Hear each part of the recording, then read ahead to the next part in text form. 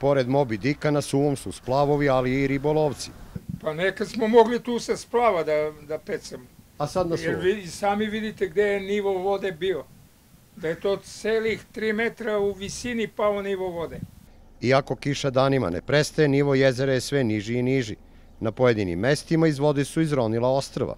Uništit će nam i biljni i životinjski svet, svake godine to isto rade, turističku sezonu će nam također uništiti. Uništit će mlađ na Vlasinskom jezeru, stalno svaki dan pada nivo vode. To je stvar njihova, da će ispušte ili neće da ispušte jezero.